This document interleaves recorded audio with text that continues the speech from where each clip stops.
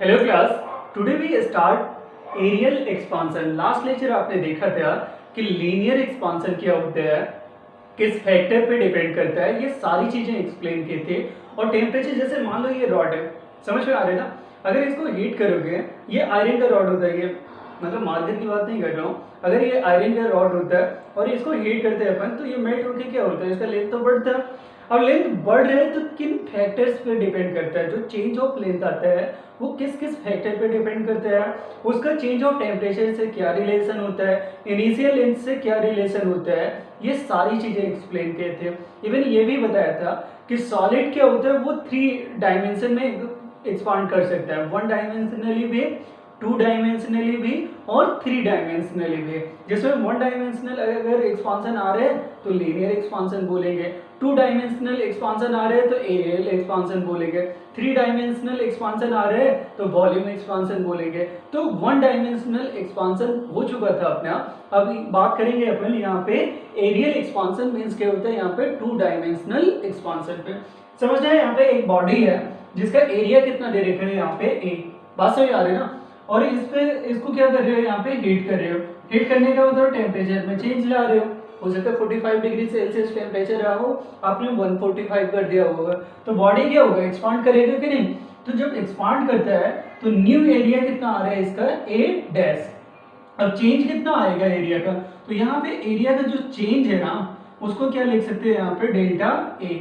और ए डैश किसके बराबर होगा, तो ध्यान दे रहे हैं यहाँ पे A plus delta A, where A is the initial area, delta A is the change in area. बात समझ आ रहा है ना। तो यहाँ पे ए डैश का मतलब क्या होता है, यहाँ पे फाइनल एरिया। बात समझ आ रहा है, ये क्या होगा यहाँ पे फाइनल एरिया। और ए का मतलब क्या होता है यहाँ पे, इनिशियल एरिया। ये क्या होता है यहाँ पे, इनिशियल एरिया, ठीक है ना। और इसके बाद बात करूं मैं यहाँ पे डेल्टा ए की, तो डेल्टा ए क्या होता है यहाँ पे, change in area. Change in area, इतना समझ में आ रहा है क्या। तो यहाँ पे क्या होता है, ये फाइनल एरिया होगा, और ये क्या होता है यहाँ पे, इनिशियल एरिया होगा, और ये क्या होता है यहाँ पे, चेंज इन एरिया। अब जो चेंज इन एरिया है किस किस फैक्टर पे डिपेंड करेगा, तो ये समझना है हमें कि चेंज ऑफ एरिया फर्स्टली अगर देखा जाए, जैसे लेंथ के केस में देखा था हमने, इनिशियल एरिया पे डिपेंड करेगा। बात समझ आ रहा है, लेंथ में क्या था, change of length initial length पे डिपेंड करता था। तो ये भी चेंज ऑफ एरिया क्या होता है, यहाँ पे इनिशियल एरिया पे डिपेंड करेगा। सेकेंड थिंग अगर देखा जाए तो यहाँ पे change of area is directly proportional to change of temperature. जितना ज्यादा चेंज करोगे टेम्परेचर का, उतना ज्यादा चेंज आएगा एरिया का। बात समझ आ रहा है। हमने क्या किया, बहुत ज्यादा हीट किया तो बॉडी क्या होगा, बहुत ज्यादा एक्सपांड करेंगे, कम हीट किया तो कम एक्सपांड करेंगे। सिंपल सी बात है ना। तो इसलिए क्या होता है, यहाँ पे दो रिलेशन निकल रहे हैं कि नहीं। अब दोनों को कंबाइंड अगर किया जाता है तो क्या यहाँ पे delta A is directly proportional to A delta T बोल सकते हो, क्या बोल सकते हो ना। अब ये बताओ, प्रोपोर्शनलिटी का साइन हटाते हो तो यहाँ पे एक कांस्टेंट आना चाहिए कि नहीं। वो कांस्टेंट मैं क्या लिख रहा हूँ यहाँ पे, बीटा। और ये क्या होता है यहाँ पे, ए डेल्टा टी। अब समझना है यहाँ पे बच्चे, यहाँ पे बीटा का मीनिंग क्या होगा। तो बीटा क्या होता है यहाँ पे, कोफिशिएंट ऑफ क्या हो जाएगा, एरियल एक्सपांशन। समझ में आ रहा है। जैसे अल्फा थे, इससे पहले वाले लीनियर एक्सपांशन में मैंने अल्फा समझाया था। तो अल्फा का मीनिंग क्या बताया था, कोफिशिएंट ऑफ लीनियर एक्सपांशन। और ये क्या हो जाएगा, कोफिशिएंट ऑफ एरियल एक्सपांशन। तो इसको बोल सकते हैं आप, ये क्या होगा यहाँ पे, coefficient of areal expansion. Coefficient of areal expansion, ठीक है, एरियल एक्सपांशन। तो ये ध्यान दे रहे हैं। और ये याद रखना, ये मटेरियल की प्रॉपर्टी होती है, ये मटेरियल की प्रॉपर्टी होती है। बीटा मान लो आयरन और कॉपर में कंपेयर करोगे तो दोनों का बीटा डिफरेंट होगा, सेम नहीं हो सकता। और जिसका ज्यादा बीटा होगा उसमें चेंज की प्रॉपर्टी ज्यादा आती है। बात समझ में आ रही है ना। और जिसका बीटा कम होगा उसका एरिया कम चेंज होता है। ऐसे अल्फा के लिए भी बोल सकता था। तो याद रखना, यहाँ पे एक रिलेशन निकलता है। और ज्यादा इसको मतलब देखा जाए तो डेल्टा ए का वैल्यू लगे तो यहाँ पे रख दो, तो यहाँ पे ए डैश इज इक्वल टू कितना हो जाएगा, यहाँ पे ए और प्लस डेल्टा ए के जगह पे क्या लिखोगे, यहाँ पे बीटा और ए डेल्टा टी। हाँ या ना, ये तो आएगा। और इसमें क्या होता है, यहाँ पे ए कॉमन होगा, 1 प्लस क्या होता है यहाँ पे बीटा, और ये क्या होता है यहाँ पे डेल्टा टी, बिकम्स टू कितना हो जाएगा यहाँ पे ए डैश। समझा। यहाँ पे ये किसके बराबर हो जाएगा, A dash is equal to A 1 plus beta delta T. It is that's मतलब ये ध्यान दे रहे हैं यहाँ पे कि ये इक्वेशंस किसके लिए सिमिलर है। तो यहाँ पे क्या है, यहाँ पे लीनियर एक्सपांशन के सिमिलर है कि नहीं। तो जैसे लीनियर में final length is equal to initial length 1 plus alpha delta T था, और यहाँ पे क्या हो जाएगा, ये अगर देखा जाए तो ये हो जाता है यहाँ पे final area is equal to initial area 1 plus beta delta T. समझ में आ रहा है ना। बीटा का यूनिट क्या होगा, तो आपको बताऊं बीटा का भी यूनिट वही होगा, यूनिट ऑफ बीटा। समझ रहे हैं यहाँ पे, ये जैसे अल्फा का यूनिट अगर बीटा का निकालना चाहो तो यहीं से निकाल सकते हैं ना अपन। यूनिट निकालने के लिए क्या करोगे, बीटा इज इक्वल टू क्या लिखोगे यहाँ पे, डेल्टा ए डिवाइडेड बाई ए और इनटू क्या होता है यहाँ पे डेल्टा टी। अब ये तो एरिया का यूनिट कैंसिल आउट होगा, 1 अपॉन चेंज ऑफ टेम्परेचर, और चेंज ऑफ टेम्परेचर का केल्विन या फिर क्या होता है डिग्री सेल्सियस। तो इसलिए क्योंकि चेंज ऑफ टेम्परेचर बराबर होता है केल्विन में भी डिग्री सेल्सियस में, इसलिए बीटा का भी यूनिट क्या आएगा यहाँ पे डिग्री सेल्सियस पर डिग्री सेल्सियस, और क्या होता है यहाँ पे पर केल्विन। समझ में आ रहा है, ये -1 का मतलब होता है पर केल्विन, क्योंकि 1 अपॉन क्या होता है यहाँ पे डिग्री सेल्सियस आएगा कि नहीं। अरे एरिया के unit metre square cancel, 1 by क्या होता है यहाँ पे डिग्री सेल्सियस पर 1 बाई डिग्री सेल्सियस, इसी को क्या बोलते हैं यहाँ पे degree Celsius to the power -1। ऐसे केल्विन पे भी लगा सकते हो। तो ये यूनिट की बात कर दिए, और ये ओवरऑल क्या होता है यहाँ पे एरियल एक्सपांशन। याद रखना कभी कभी क्या होता है, ऐसा भी देखा जाता है कि जब क्वेश्चन आपको पूछा जाता है सुपरफिशियल एक्सपांशन लिखा होता है, तो आपको कंफ्यूज नहीं होना है। एरियल एक्सपांशन को भी ही सुपरफिशियल एक्सपांशन बोलते हैं। अगर क्वेश्चन में आपको न्यूमेरिकल में सुपरफिशियल एक्सपांशन आ रहा है तो समझ जाना एरियल एक्सपांशन ही है, और यही दोनों फार्मूला हिट करना है आपको। बात समझ आ रही है ना, नहीं तो कुछ माइंड में और हिट हो रहा हो। समझ में आ रही है ना। तो ये समझना यहाँ पे कि सुपरफिशियल एक्सपांशन और areal expansion both are same thing. ठीक है, तो यहाँ पे और करके मैं लिख सकता था, इसे नोट करना, इसे वीडियो पॉज करके देखना बच्चे। एक क्वेश्चन है यहाँ पे, prove that beta is equal to 2 alpha. बात समझ आ रहा है ना। कहने का मतलब coefficient of areal expansion is equal to 2 times of coefficient of linear expansion. कितने बच्चे इसको प्रूव कर सकते हैं। लगे तो वीडियो पॉज करके आपको ये एक रेक्टेंगल दे रखा है, पहले सिचुएशन समझ लेना। एक रेक्टेंगल है जिसका लेंथ कितना दे रखा है a, विड्थ कितना दे रखा है यहाँ पे b। हीट कर रहे हो मतलब टेम्परेचर में अगर चेंज ला रहे हो, बात समझ आ रहा है ना, तो इसका इंक्रीज कर रहे हो। याद रखना डेल्टा टी का मतलब डिक्रीज इन टेम्परेचर और इंक्रीज इन टेम्परेचर, जिसको चेंज इन टेम्परेचर बोल सकते हो। तो अगर टेम्परेचर आप चेंज कर रहे हो तो डेफिनेटली क्या होगा, यहाँ पे इसका एरिया चेंज हो जाएगा, तो लेंथ भी बढ़ेगा विड्थ भी बढ़ेगा। तो ये देखो यहाँ पे पहले इसका एरिया कितना रहा होगा a, बाद में इसका एरिया कितना हो गया यहाँ पे a डैश। ठीक है ना। तो यहाँ पे एरिया चेंज हो रहा है, तो आपको वीडियो पॉज करना है और इस पूरे मतलब इस फिगर को देख के आपको ये प्रूव करना है कि beta is equal to 2 alpha होगा। तो लगे तो आप ये एक बार ट्राई कर सकते हो। समझ में आ रहा है ना। तो ध्यान देना यहाँ पे, अगर ट्राई कर लिया हो वीडियो पॉज करके, तो यहाँ पे देखना इसका सॉल्यूशन किस तरीके से निकालेंगे अपन। देखो आपको तो एरिया की बात करूं तो फाइनल एरिया किसके बराबर आ रहा है, यहाँ पे ये change in area not final area. Change in area अगर देखा जाए तो ए बीटा डेल्टा टी के बराबर आएगा क्या। देखो यहाँ पे यही तो अभी प्रूव किया था कि डेल्टा चेंज ऑफ एरिया क्या होता है, यहाँ पे इनिशियल एरिया और यहाँ पे बीटा इंटू डेल्टा टी होता है। अब इसी तरीके से मैं आपको एक चीज यहाँ पे समझाता हूँ कि यहाँ पे फाइनल जो एरिया होता है, सॉरी फाइनल लेंथ, क्या यहाँ पे initial length 1 plus alpha delta T लिख सकते हो कि नहीं, लिख सकते हो ना। तो इसी चीज को ऐसे में तो लिख सकते हो यहाँ पे change in area, sorry change in length अगर देखा जाए तो क्या यहाँ पे ए अल्फा डेल्टा टी आना चाहिए कि नहीं, मतलब चेंज इन लेंथ, भाई लेंथ का ही तो बात कर रहे हैं, लेंथ क्या हो जाएगा यहाँ पे लीनियर एक्सपांशन। तो चेंज इन लेंथ अगर देखा जाए तो a into alpha delta T आ रहा है, ये मान लो इक्वेशन क्या होता है यहाँ पे फर्स्ट। और चेंज इन अगर विड्थ देखा जाए तो ये कितना आएगा, तो डेफिनेटली यहाँ पे चेंज इन विड्थ देखा जाए तो ये आता है यहाँ पे b, और इधर क्या होता है यहाँ पे अल्फा डेल्टा टी, क्योंकि विड्थ भी क्या है लीनियरली एक्सपांड करेगा, दैट्स व्हाई यहाँ पे अल्फा लगा रहे हैं। बात समझ आ रही है। अब ये इक्वेशन सेकंड था और ये क्या होता है यहाँ पे थर्ड हो जाएगा। अब ये तो इन दोनों को कंबाइंडली अगर सोचो यहाँ पे, तो क्या यहाँ पे डेल्टा ए का वैल्यू निकाल सकते हो, आंसर यस और नो आ सकते हैं ना। देखो यहाँ पे डेल्टा ए और डेल्टा बी का वैल्यू निकाल सकते हो कि नहीं। लेकिन मैं एक चीज़ और आपको एक्सप्लेन कर रहा हूँ, इस चीज़ पे थोड़ा फोकस करना है यहाँ पे, कि जो ए का वैल्यू होगा, ए का समझ में आ रहा है, ए डैश का, क्या यहाँ पे ए प्लस डेल्टा ए आएगा, हाँ या ना, आना चाहिए। और अगर ये इतना आ रहा है, बात समझ आ रही है ना, तो यहाँ पे ए डैश की जगह पे क्या मैं यहाँ पे क्या लिख सकता हूँ, यहाँ पे क्या ये चीज अगर देखा जाए तो डेल्टा ये कितना हो जाएगा, ए प्लस डेल्टा ए, और इधर क्या होता है यहाँ पे बी प्लस डेल्टा बी। ये पता नहीं आप कितने अच्छे से समझ पा रहे हैं इस चीज को। भाई ये क्या है यहाँ पे, देखो यहाँ मैं क्या बोल रहा हूँ इसको समझो आप। अगर ना समझ में आ रहा है तो ए डैश को क्या यहाँ पे ए डैश इंटू बी डैश लिख सकते हो क्या, फाइनल, देखो फाइनल एरिया, फाइनल लेंथ और इंटू क्या होता है फाइनल विड्थ। अब ए डैश के जगह पे क्या ए प्लस डेल्टा ए लिखा जा सकता है, हाँ या ना।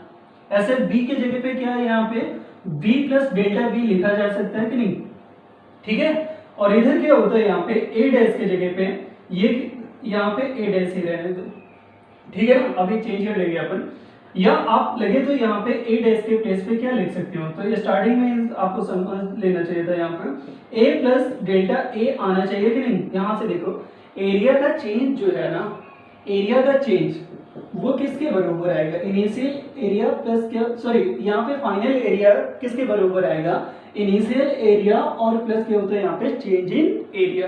समझ में आ रहा है ना, इसके बराबर आना चाहिए, इसलिए यहाँ पे ए डैश की जगह पे ये रखा है। अब ये तो इसको मल्टी यहाँ पे ब्रैकेट ओपन करोगे a इंटू बी, तो क्या लिखोगे यहाँ पे ए बी, फिर a से इसका मल्टीप्लाई क्या हो जाएगा a डेल्टा b। इसी तरीके से यहाँ पे डेल्टा a का b से मल्टीप्लाई, तो यहाँ पे कितना आएगा डेल्टा ए बी, और प्लस क्या होता है यहाँ पे डेल्टा a और डेल्टा b, इतना आ रहा है क्या। और ये किसके बराबर होगा a प्लस डेल्टा a, ठीक है ना। अब ये बताओ मुझे यहाँ पे कि अगर मैं एरिया वाइज बात कर रहा हूँ यहाँ पे, क्या यहाँ पे a का वैल्यू ए बी के बराबर होना चाहिए कि नहीं, ये इनिशियल एरिया क्या होगा लेंथ इनटू विड्थ, और a डैश का वैल्यू ये भी ध्यान देना है यहाँ पे a डैश b डैश आना चाहिए कि नहीं, आना चाहिए ना। तो यहाँ पे इसलिए ये जो वैल्यू है ध्यान देना, ये क्या ए बी के बराबर होगा, आंसर यस और नो। अगर ये ए बी के बराबर होगा और ये क्या होता है यहाँ पे a, तो a और a क्या होगा कैंसिल, तो इधर क्या बचेगा यहाँ पे डेल्टा a, और इधर क्या आएगा यहाँ पे a डेल्टा b, और प्लस लगे तो डेल्टा b का वैल्यू रख दो। बात समझ आ रहा है, डेल्टा b का वैल्यू क्या लिखा है हमने v alpha delta t, like as delta a का वैल्यू कितना होगा a alpha delta t, a alpha delta t, और इनटू क्या हो जाएगा यहाँ पे b। और ये चीज मैं नेग्लिजिबल मान रहा हूँ, इसको समझना है यहाँ पे जीरो के। अभी लास्ट क्वेश्चन देखा होगा आपने, इससे पहले वाला क्वेश्चन, तो अल्फा का वैल्यू इतना ज्यादा क्वेश्चन कल वाले लेक्चर में, बात समझे लास्ट वाले लेक्चर में, कि चेंज ऑफ लेंथ कहीं अगर मान लो रॉड का लेंथ क्या होता है 10 सेंटीमीटर है, तो चेंज ऑफ लेंथ क्या होता है मिलीमीटर में आता है। अब बताओ मिलीमीटर में आ रहा है, तो मिलीमीटर और इंटू मिलीमीटर क्या हो जाएगा। जैसे अभी आपको बोलूँ कि विड्थ लेंथ का चेंज कितना आ रहा है 10 टू द पावर -3, और विड्थ का चेंज कितना आ रहा है 10 टू द पावर -3, दोनों का मल्टीप्लाई, दोनों change of length change of width, दोनों का मल्टीप्लाई कितना आएगा 10 टू द पावर -6। अब ये बताओ ये वैल्यू किसके बराबर होगा 0.000000, और ये क्या होता है यहाँ पे 1। अब ये बताओ क्या यहाँ पे अप्रोक्सीमेट 0 मान सकते हो कि नहीं, इसलिए याद रखना दो फिजिकल क्वांटिटी जिनका वैल्यू लेस होता है दोनों का मल्टीपल नेग्लिजिबल हो जाता है, दैट्स व्हाई इसको क्या मान रहे हैं यहाँ पे 0। ऐड भी करोगे सब्स्टिट्यूट या सब्सट्रैक्ट कर दिया, देखना है यहाँ पे ऐड किया या सब्सट्रैक्ट कर रहे हो तो दोनों ही सिचुएशन में याद रखना है इसका कोई वैल्यू है क्या नहीं होगा, तो इसलिए याद रखना है यहाँ पे दोनों का प्रोडक्ट कितना आएगा यहाँ पे 0, ऐसा मान रहे हैं, ठीक है ना। तो ये किसके बराबर आ गया यहाँ पे डेल्टा ए के। अगर ये डेल्टा ए के आ रहा है तो ये इसको थोड़ा रीअरेंज कर लो, इसको क्या A B alpha delta T, और इधर क्या होता है यहाँ पे प्लस ए और बी को एक साथ कर लो ए बी और अल्फा डेल्टा टी लिख सकते हो क्या, और ये किसके बराबर दिखा सकते हो यहाँ पे डेल्टा ए के। इतना अगर लिख लिया हो तो ध्यान देना यहाँ पे ये 2 बार रिपीट हो रहा है कि नहीं, A B alpha delta T A B alpha delta T, इसको यहाँ पे सीधे सीधे यहाँ पे अपन लिख सकते हैं delta A is equal to 2, और ये क्या होगा यहाँ पे A B alpha delta T. अब मुझे बताओ ए बी किसके बराबर है, ध्यान से देखो यहाँ पे ए भी किसके बराबर है, ए भी ए के बराबर, तो यहाँ पे डेल्टा ए बिकम्स टू कितना होता है यहाँ पे 2a अल्फा डेल्टा टी, ठीक है ना। या इसी चीज को यहाँ पे ए और इधर क्या होता है 2 alpha delta T is equal to यहाँ पे डेल्टा ए लिख सकते हो कि नहीं। अब ये मान लो यहाँ पे इक्वेशन क्या होता है फोर्थ है, फोर्थ को कंपेयर करो फर्स्ट से, फोर्थ क्या आ रहा है delta A is equal to A 2 alpha delta T, और फर्स्ट क्या आ रहा है delta A is equal to A beta delta T. दोनों को कंपेयर करने पे क्या पता चल रहा है, बीटा के प्लेस पे क्या आ रहा है यहाँ पे 2 अल्फा। तो इन दोनों इक्वेशन से यहाँ पे फर्स्ट एंड फोर्थ से बात समझ आ रहा है ना, क्या प्रूव हो जाएगा यहाँ पे कि बीटा बिकम्स टू किसके बराबर होगा यहाँ पे 2 अल्फा के। आपको तो ये थोड़ा सा बहुत ज़्यादा लिखा हुआ है, पास में कई सारे स्टेप लिखे, तो इसलिए आपको लगता होगा कि बहुत ज़्यादा टफ है, कुछ भी नहीं था इसमें, बस सारे स्टेप थे उसी को अप्लाई करते गए और फाइनली प्रूव कर दिया कि बीटा इज इक्वल टू क्या होता है यहाँ पे 2 अल्फा के बराबर होता है। नोट करने से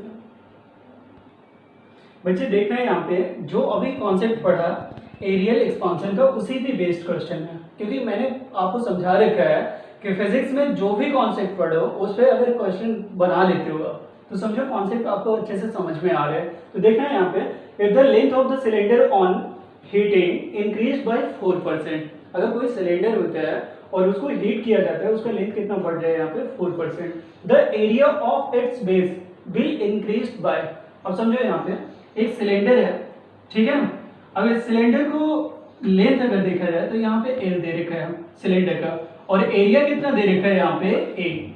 अगर इसको हीट किया गया, इसको मतलब क्या होता है यहाँ पे हीट, टेम्परेचर चेंज कर रहे हो, तो यहाँ पे क्या होता है लेंथ का चेंज, मतलब क्या होता है यहाँ पे परसेंटेज में चेंज ऑफ लेंथ क्या हो जाएगा मल्टीप्लाई बाई 100, इसका वैल्यू कितना आ रहा है यहाँ पे 4%। तो आपसे पूछ रहा है कि बेस का एरिया, जो एरिया होता है ना इसमें चेंज कितना आएगा, एरिया में चेंज कितना आएगा वो भी परसेंटेज में, बस इंटू 100 का वैल्यू कितना होगा, यही आपसे क्वेश्चन है। समझो यहाँ पे क्वेश्चन यही तो है कि यहाँ पे क्या होगा कि अगर लेंथ में चेंज आ रहा है यहाँ पे कितना, लेंथ में अगर चेंज आ रहा है यहाँ पे 4%, तो एरिया में चेंज कितना आएगा। अब सोचो यहाँ पे किस तरीके से इसको सॉल्व किया जाए, बात समझ आ रही है ना। इसको सॉल्व करने का बहुत सिंपल मेथड है, आपको बताऊं।